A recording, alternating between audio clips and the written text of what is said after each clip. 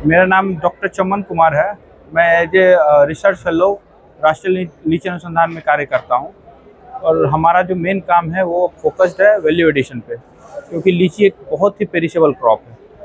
और उसको पूरे साल कैसे बचा के रखा जाए, पूरे साल कैसे लोगों तक पहुँचाया जाए, और बाकी भी कम समय में ट्रांसपोर्टेशन करके भारत के अन्य जगहों पे या देश विदेशों में कैसे पहुँचाया जाए, उस पर हमारा काम रहता है, रिसर्च रहता है। तो हमारे संस्थान के द्वारा जो डेवलप की हुई कुछ चीज़ें हैं, सबसे पहले तो हमारा सबसे फेमस जो है लीची का स्क्वाश है, जो कि पूरे साल हमारे यहाँ संस्थान में बनता है, बिकता है।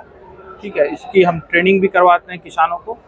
इसमें बेसिकली लीची स्क्वाश जो है, इसमें 25% शाही लीची का पल्प यूज़ किया जाता है और फिर इसको मार्केट में सेल किया जाता है। इसका सेल्फ लाइफ 3 मंथ्स का होता है।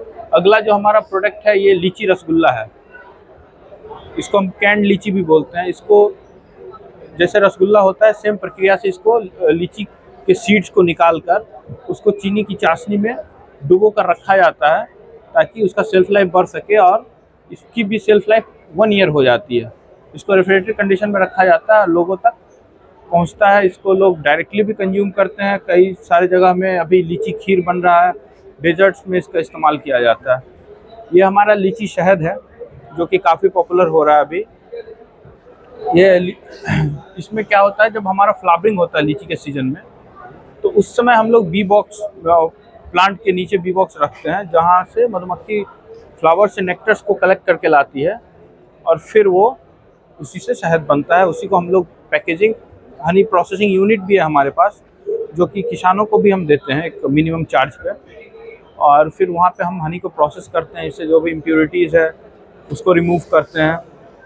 इसके जो शुगर कंटेंट है उसको स्टेबलाइज करते हैं, 80 डिग्री ब्रिक्स तक लाते हैं उसको।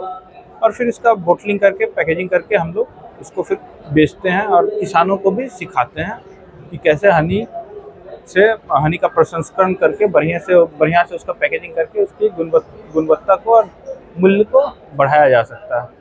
एक हमारा बहुत फेमस चीज़ है, ये ड्राइड लीची है। इसको लिचमिस बोलते हैं। जैसे अंगूर से किशमिश बनता है, इसी तरह से ये लिचमिस बनता है। इसमें दो तरह के ड्राइंग मेथड्स का यूज़ किया जाता है। पहले लीची को हम लोग ऑस्मोटिकली डिहाइड्रेट करते हैं, उसके बाद फिर हॉट एयर ओवन में ड्राई करते हैं, जब तक कि इसका मॉइस्चर कंटेंट 15% पे ना आ जाए।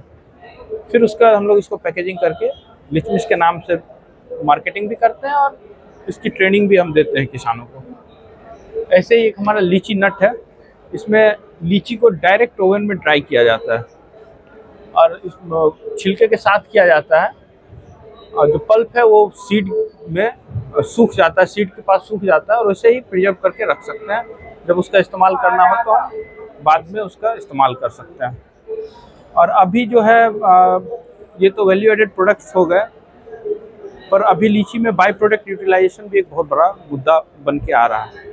जैसे कि लीची के बीज हो गए, क्योंकि फ्रूट वेट का 30% के आसपास हमारा सीड वेट रहता है। ठीक है, तो उसका यूटिलाइज कैसे करें। उसमें लीची के बीज में स्टार्च की मात्रा 35% के आसपास रहती है। तो वहाँ से स्टार्च को एक्सट्रैक्शन करने की भी हमारे यहाँ भी तकनीक डेवलप करने में हम लोग लगे हुए हैं। और फिर आपका जो छिलका है लीची का, उसमें बहुत सारे antioxidants, phenol, anti cancer, anti ageing agents पाए जाते हैं, जिसको हम लोग सक्सेसफुल एक्सट्रैक्ट कर रहे हैं।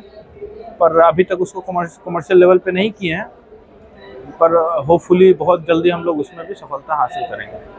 और भी बहुत सारे प्रोडक्ट हैं, जैसे कि आपका अगरबत्ती बना रहे हैं, पर मेन फोकस अभी हमारा लीची पील से एंटीऑक्सीडेंट को एक्सट्रैक्ट करना और सीड से स्टार्च को एक्सट्रैक्ट करना, ये हमारा भी मेन फोकस है, फ्यूचर रिसर्च है। और